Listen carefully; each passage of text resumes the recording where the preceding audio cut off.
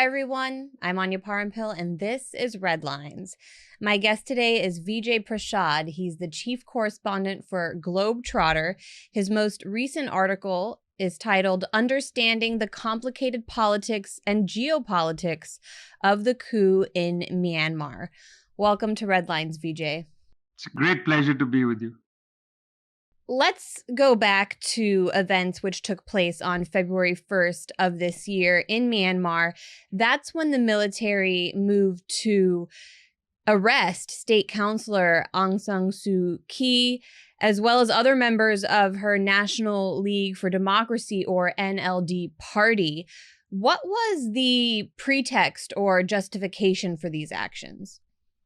Right. So the first thing that people should know is that Aung San was the state councillor based on an agreement made between the military in Myanmar, the opposition movements that had been built after the great saffron revolution, the protest movement of people who were young at that time, now 13, 14 years ago.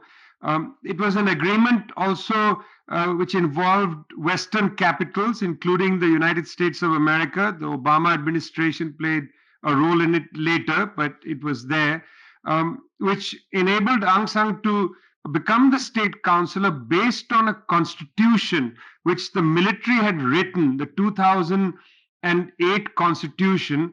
That constitution is an odd one because basically a quarter of the seats in the parliament are nominated by the military. So the military already has a quarter of the votes. Two key posts in any government, defense and internal affairs, or the home affairs ministry, will be held by the military. So the military actually controls the country, even if there's a so-called civilian government. Plus, in the constitution, Article 417 allows the military to intervene at any point. If they feel that there's a need for emergency, they intervene. Last year, there was an election. The current head of the military had hoped, that his party, the military party, would do well. And then when he retires his military post, he would come in essentially as the head of government. His party failed completely. They accused Aung San's party of basically fraud, electoral fraud. There's really no evidence of electoral fraud, even though Aung San's party won an enormous majority. And so the day on which the parliament, the vote had to be ratified and the parliament would then start to be seated, they moved and conducted, well, a coup against a government which is still dominated by the military, which is why I felt it was a coup, but not really a coup, because it's already been a military government since 1962. Yeah, and you alluded to General Min Aung Hlaing. Yeah, I mean, he's an interesting general, Anya. I mean, he's a really interesting and crucial person. This is a career military officer. Now, the thing to bear in mind in Myanmar is that after the military coup in 62, the military essentially has dominated all aspects of life. It's a lot like, let's say, the Egyptian military or the military in Pakistan, where it's not only they don't only have their barracks and their camps and so on. They basically run most industrial activity, commercial activity, and so on.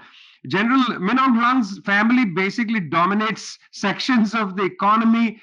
They are highly tied in.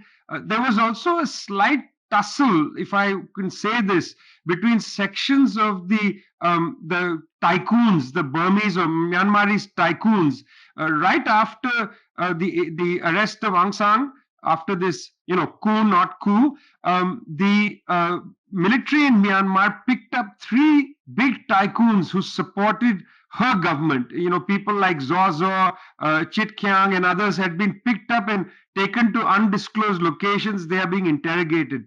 General Min Aung Hlaing, he's not just a general. He's got these economic ties, but then, of course, actually quite disturbingly, he is the one who signed off on the Myanmar army's campaign against the Rohingya people, who are a population, live in Burma, have been in Myanmar for as long as we know, and whose lands border Bangladesh. This has been a sustained campaign that many people have called genocidal. The Rohingya refugees have had to flee to Burma and to Bangladesh and to Malaysia and Thailand. They have been put under enormous pressure in their own lands.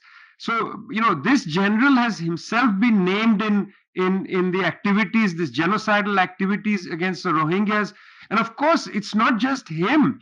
Aung San herself personally went to the International Criminal Court to defend the government of Myanmar. This, of course, totally sullied her reputation. So you have this military general, he's taken over, but let's not, be too quick to say there are any heroes here. Yeah, you mentioned Aung San Suu Kyi's reputation. I remember years ago, she was heralded in Western media by Western governments. She was talked about as this hero and this leading figure of the movement for democracy in Myanmar. Can you give a little history of exactly who she is and how she went from rising as this international human rights icon to really falling out of favor in recent years? Well, she comes from a place of some fortune because it's not her really. Now people remember her, but it's her father. I mean, her father, Aung San, is a national hero in Myanmar. I mean, he was the founder of the armed forces. In many ways, he is really one of the key symbolic figures. He led the fight for independence of Burma then against British rule. Of course, there's a tragedy here in Aung San's life because about 6, 7 months before Burma got its independence, he was assassinated. And it's not exactly clear who assassinated him. It's still a mystery, as it were. But Aung San Suu Kyi is the daughter of Aung San, the only child of his. She comes from that. And she went into exile after the military coup. In that period, studied abroad, is extraordinarily well versed in how to talk to people in the capitals of the world, and so a very sophisticated person. She did lead the fight for democracy against military rule, for which in 1991 she won the Nobel Peace Prize. When she cut this deal with the military, it really hurt her reputation. And when she went before the International Criminal Court 2019 and defended the military, this really hurt her internationally. But I'm going to tell you something interesting is that when this arrest of hers took place, when she was picked up on the 1st of February, and by the way, her 2 week detention is going to be extended to, we don't know when. When this happened, it's largely her political movement that came on the streets dressed in red, out to protest, not only in the major old cities of Burma, but also in the military's, homemade capital. Even there, workers in the state are protesting. They're calling this the drum revolution. They're refusing to work. This is continued right till the present. So she is going to, I think, in an interesting way, rehabilitate her reputation. I think so. Well, we'll have to see because right now she's still in custody. I don't know what negotiations are going on. We don't know what they'll accept because the military may feel that they're losing control of the streets. They may actually back down and make a new deal with her. So it's not clear what's going to happen. But for a minute, her reputation is slightly back up again. But I don't think it's going to be easy for State Councillor Aung San to totally convince people that she is this great Democrat, not after the way in which she defended the military and its campaign against the Rohingyas.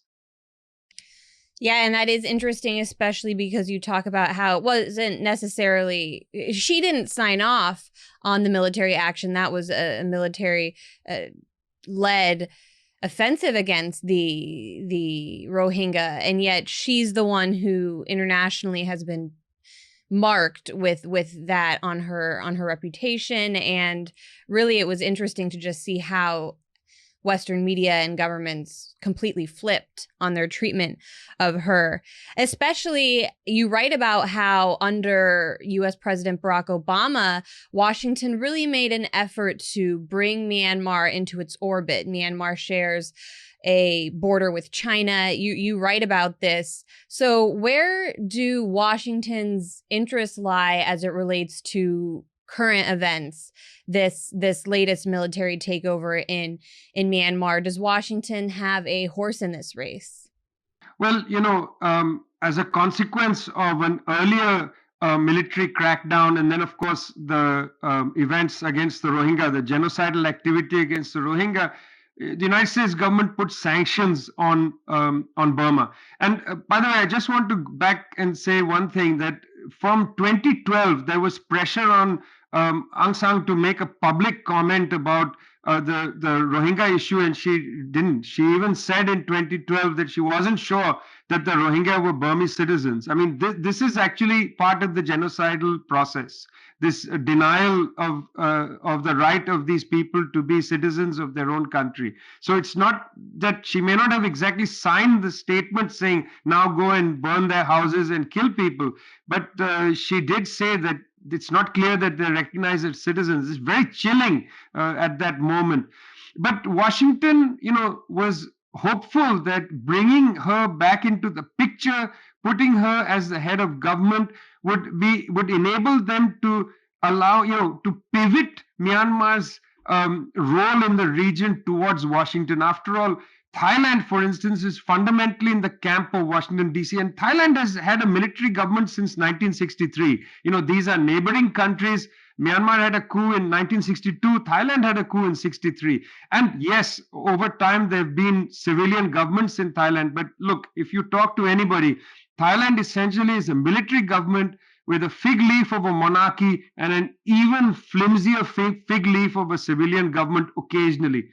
Now, of course, when 2014 there was another coup in Thailand, the civilian fig leaf is gone. But it's the military in charge. United States dominates Thai politics and Thailand's relationship to the world. There was a hope that with Aung San coming in as head of government, Burma would also move into the so-called US, sphere of influence. Myanmar has a long border with China. It does a lot of trade with China. It's part of the Belt and Road Initiative. And during this pandemic period, it's Chinese medication and Chinese vaccines that are coming into the country. So I don't think it's a question of Aung San and the military again. I think anybody who's in government in Myanmar is going to need to have necessarily, because of the proximity, to have a close relationship with the Chinese.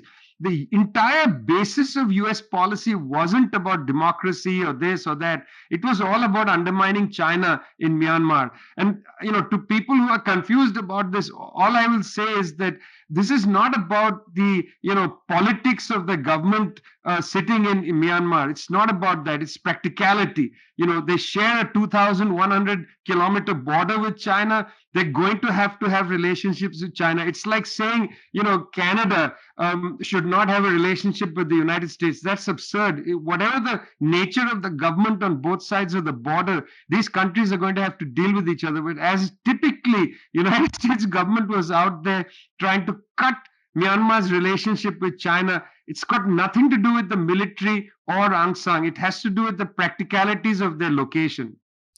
How has Washington worked to undermine Myanmar's relationship with China? Does it support groups or political movements within Myanmar that it thinks might have a better chance at pivoting all the way towards Washington?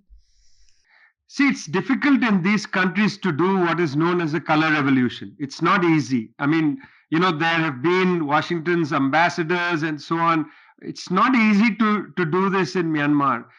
Now, it is also the case that it's a very young population, highly influenced by social media and so on. That's very much there. I'll tell you though, the protests going on now, Washington can only fantasize that it has a role here. This is what happened. The military in Burma cut the internet. The moment you cut the internet, you basically make life extremely difficult for people, for young people especially during a pandemic. I mean, simple things like food delivery was cut off. The online food systems suddenly couldn't function. The kids playing games and all that, that was disrupted. Young people, a lot of them had online businesses, all of them gone. So they were furious with the military. And that's what actually drove a lot of people to go out onto the streets. It's not like they were saying, we want a civilian government, military government. People are quite clear. This is not so, simple to understand in Burma. They were very angry that this suppressive action taken by the military had cut their ability to make a living, because the internet is such an important, it's no longer just about transmitting information, it's how people make a living. It's not easy, I mean, I'm saying that the State Department, they might have their little pieces of paper saying, how do we influence these young people in Burma? It's not going to be so easy. I think right now there is mischief afoot. Some of these movements have come out and they've attacked China and they've attacked Russia, saying, why aren't they taking a strong position in the UN Security Council? So there is this protest movement has taken on a slight anti-China, anti-Russia character. This is something that people should look at, how these things develop. But I don't think this defines the protest movement. What does define this movement at this point? Is there a movement? I think it is hard for people to understand, because you'd expect, this is a movement for civilian rule, but is that even a possibility in Myanmar? Why do you say that it's not easy to have something such as a color revolution in the country? Why is it different or unique? Well, it's a series of things. One is that there is a tradition in the country, which Aung San became the face of, which is an older tradition which seeks some sort of Burmese nationalist agenda and sees the military as holding this back. That's part of it. Secondly, there is this youth upsurge because of the population dynamics.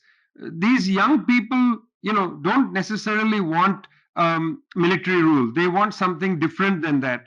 And it turns out, of course, that the platform that was available to them, Aung San's platform, or Aung San herself, was not able to advance that. I got to tell you that it's incredible talking to people in Myanmar.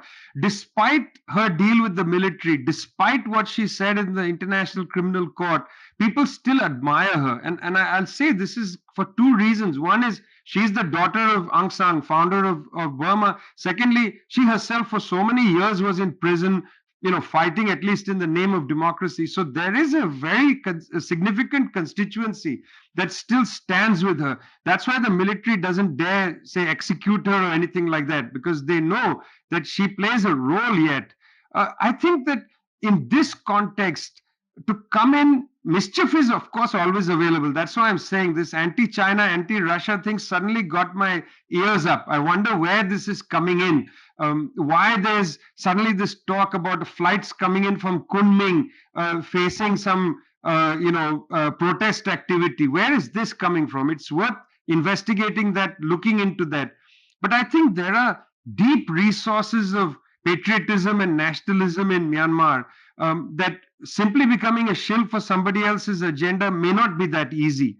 That patriotism has lasted in that country despite the fact that it's been, under military rule for such a long time. And I would suggest to you that one of the reasons it's lasted for so long is that the negative consequence of the military rule, which benefited this patriotism, was that Myanmar was shut off from the world for a very long time and only started opening up, as it were, over the last decade. That condition of being shut off incubated traditions of nationalism, which are still very much intact. Well, viewers can read more of your work on the Globetrotter and check out your article about Myanmar there. While you're on the line, though, Vijay, I just wanted to ask for an update regarding our friends in India. Just last week, I hosted Prasanth Radhakrishnan from NewsClick about the massive strike taking place in India. And just within hours of that interview, learned that the offices of the NewsClick website had been raided by Indian authorities, editors and journalists questioned for their work. What is the latest we know regarding their situation? Why have Indian authorities taken this move to crack down on NewsClick? Well, there's been the farmers' revolt since November 26th of 2020, and that revolt has deepened. Over the course of this period, NewsClick has covered it daily. NewsClick reporters, unlike many other reporters, have been right there with the farmers, giving voice to the farmers as they've tried to articulate their demands, their feelings, and so on. In January, as a consequence of this incredible reporting, NewsClick got almost 40 million unique viewers. That's quite a bit for a small independent media site. Well, on the 9th of February at 8 a.m., the Enforcement Directorate, that is the one of the arms of the Indian government, came to the owners and editors of NewsClick, which is again a small company in India. They came to their homes at 8 o'clock in the morning, detained people for 113 hours, including the founder of NewsClick, Probir Purkayastha, who's 73 years old, has a heart condition, has diabetes. His partner, Geeta Hariharan, the author, 67 years old, also has a heart condition. They were detained for 113 hours. The Patna High Court has said that an enforcement directorate raid that exceeds 36 hours is tantamount to torture. This continued, as I said, for 113 hours. They downloaded all their materials, they harassed them, talked to them about how they are funded, started maliciously leaking materials into the press to suggest foreign funding and so on, putting NewsClick through a so-called media trial. This is happening at the same time as the government arrested Disha Ravi, a young woman, for basically putting together a toolkit which was tweeted by Greta Thunberg. This is to support the farmers' movement. A young lawyer by the name of Nikita Jacob picked up in Mumbai. I mean, the Indian government essentially has no method to negotiate with the farmers. So instead of going after or actually having a reasonable negotiation with the farmers, they're going after people supporting the farmers. The media, NewsClick, and anybody who's on social media offering support. Even Rihanna, who tweeted her support for this, and Mia Khalifa tweeted the support for this, they are being attacked in the Indian press. It's really disturbing, and it's not getting any international media attention the way I think it would if this were taking place in another country, which may be or being carried out by a government that's not closely aligned with the United States. We're a big fan of NewsClick. Not only did we host Prasanth, but we know that he is also the co-host of your show, Give the People What They Want, with another friend of the Gray Zone, Zoe Pepper Cunningham. So viewers should check out VJ's weekly show there. Where can people watch it? Well, they can watch it at the Facebook page of People's Dispatch, and then of course it's a podcast after that. It's a very humble show, and thanks for mentioning it. Well, we're big fans of the hosts, and I appreciate your time today, VJ. Thanks so much. Thanks a lot. Great to be with you.